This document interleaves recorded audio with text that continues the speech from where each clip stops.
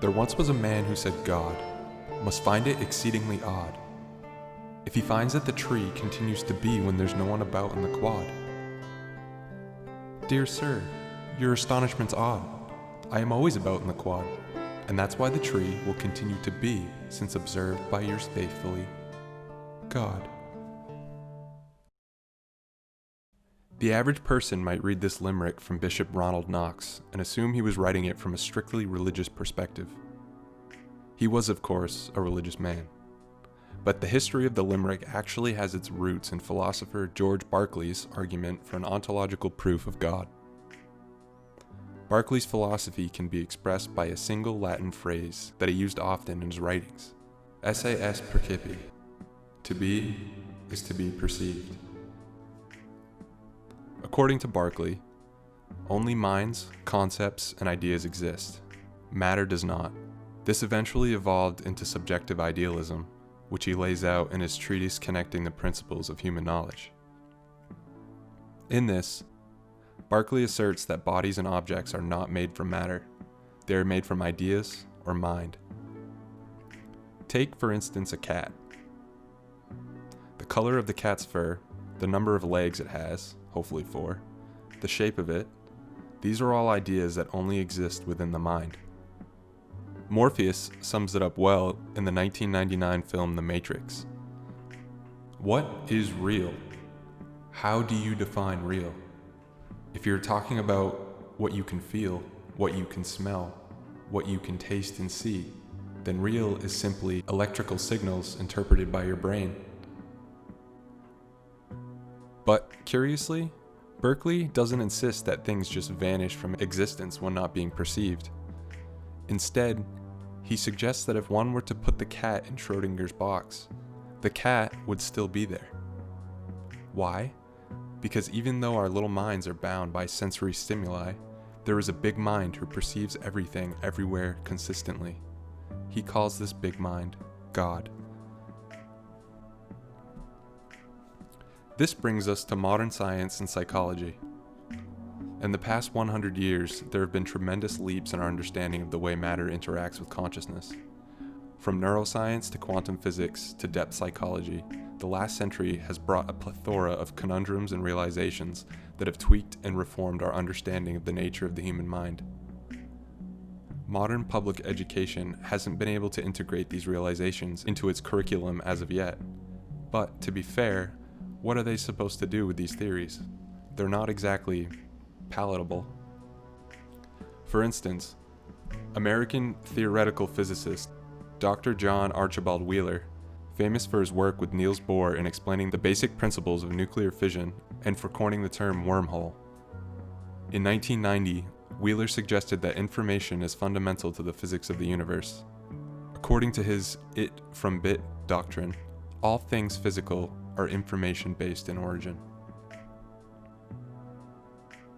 It from bit, otherwise put, every particle, every field of force, even the space-time continuum itself, derives its function, its meaning, its very existence entirely, even if in some contexts indirectly, from the apparatus elicited answers to yes or no questions, binary choices, bits.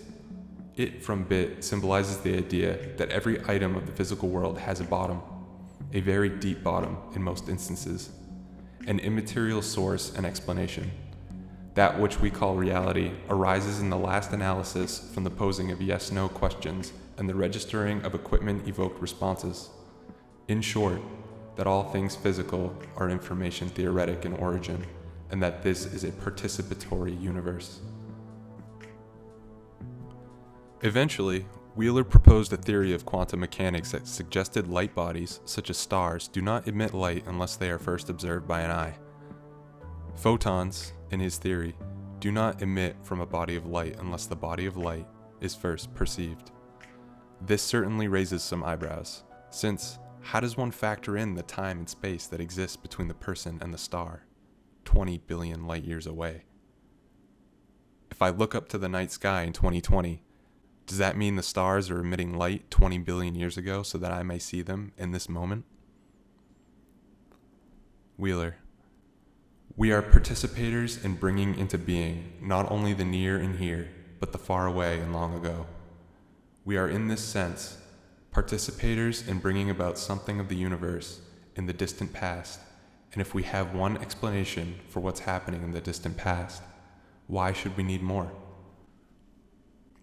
You could imagine how seriously introducing this kind of theory into the education system might cause some existential doubts as to whether or not any subject is actually worth taking seriously. Why should one be passionate about history, after all, if time isn't even real?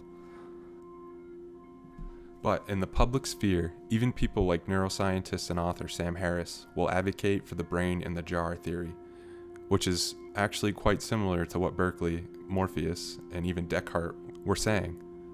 The only thing we can know for sure is that we exist, but for all we know, the contents of our daily lives could be a simulation. We could very well exist as a brain in a jar somewhere on an alien spaceship being fed a persistent illusion via advanced technology, and there would be no way of knowing otherwise. Einstein had a little something to say about this. Reality is an illusion, albeit a persistent one. Hindu Vedantic traditions also spoke about it, and they called it Maya, Sanskrit for illusion. The nature of this illusion and how it operates is still quite a mystery, but pieces of the puzzle continue to be found and rediscovered. I say rediscovered because if this theory, what is sometimes called the dreaming God theory, has any validity to it whatsoever, then I think it would be safe to say that there exist many ancient sources of philosophy that have been saying the same thing for thousands of years. All is mind. Many of these sources have even made the distinction between the big mind and the little mind we referred to earlier as the distinction between our ego and our higher self, for lack of a better term.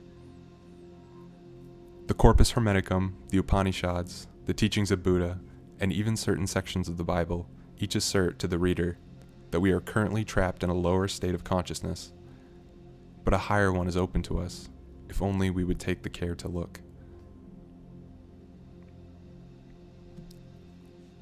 The dreaming God theory has many expressions appearing within many different cultures, but one system of Eastern philosophy in particular offers the best metaphysical explanation for this philosophy, in my opinion, and it's called Advaita Vedanta.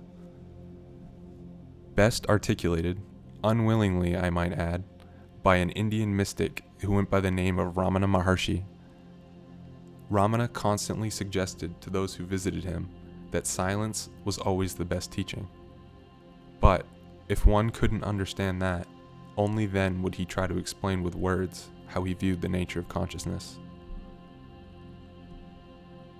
Ramana's most common advice he would give to the listeners who couldn't understand what he was saying, after silence of course, was to ask oneself, who am I? This wasn't an invitation to literally ask ourselves that question, but rather to inquire into the experience of ego consciousness we feel within us. Essentially, Ramana wanted us to find the root of our thoughts, what he referred to as the I thought. Within the context of the metaphysics he was explaining, this I thought is like a bridge to a higher state of consciousness. This higher state of consciousness, what he called the self, is equivalent to God. To simplify this, Ramana was essentially saying that God is a vast, open, neutral, omnipresent consciousness, which many religions have sometimes called God, and was by itself the true nature of reality. It exists and is the reason for everything else's existence. This consciousness, to experience something other than itself, spontaneously spills the contents of its own imagination onto the canvas that is itself, universal space. Within this imagination, characters appear, but since consciousness is boundless, these characters also experience consciousness, just from the perspective of sensory limitations. In their confusion from viewing the world from an individual perspective of a gross body, rather than the peaceful omnipresence of consciousness, they develop what we call an ego. Putting this in order, first, consciousness is universally present. Second, bodies and worlds appear within consciousness. Third, a fractal unit of consciousness identifies with a body, producing a mind. Fourth, that mind forgets consciousness and becomes an ego. The analogy of a dreaming God refers to consciousness, God, falling asleep, dreaming the world and its characters, and subsequently forgetting itself in sensory experience. This dream analogy is best explained by an Advaita teacher named Rupert Spira. I'll leave you with a passage from his book, The Nature of Consciousness, where he uses his own analogy of Mary and Jane to explain this phenomenon. How does something that is infinite take on the appearance of something that is finite? How does consciousness appear to itself as a multiplicity and diversity of selves and objects? In an attempt to answer this question, I'd like to give you an analogy. Imagine a woman named Mary falling asleep in Boston. Mary's mind is a single, indivisible whole, like each of our minds, and Mary dreams that she is Jane, walking the streets of New York. So, Mary's mind has fallen asleep to its own infinite, indivisible nature and imagines instead that it has assumed the limited form of Jane's mind. Jane is walking the streets of New York, seeing people, cars, buildings, which from Jane's point of view all seem to be outside of her mind. When Jane closes her eyes, the streets of New York disappear, and therefore she legitimately concludes that whatever it is that is seeing the streets of New York lives just behind her eyes. This and similar experiences convince Jane that the knowing with which she knows her experiences lives just behind her eyes, or her chest, in her body. All her thoughts, feelings, and subsequent other activities and relationships are consistent with this belief.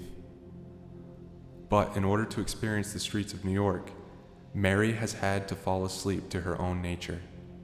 Mary has fallen asleep in Boston, and it's only as a result of falling asleep that she is able to realize one of the infinite possibilities that exist within her.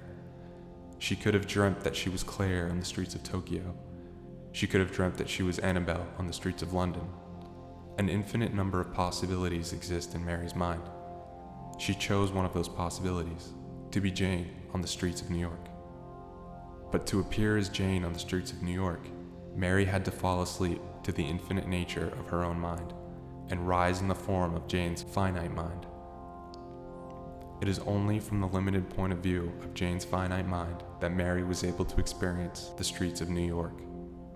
In the same way, to bring manifestation into apparent existence, consciousness needs to fall asleep to its own infinite nature, because it is not possible for something that is infinite to know something that is finite. There is no room in the infinite for the finite. Manifestation means form, and form means limit.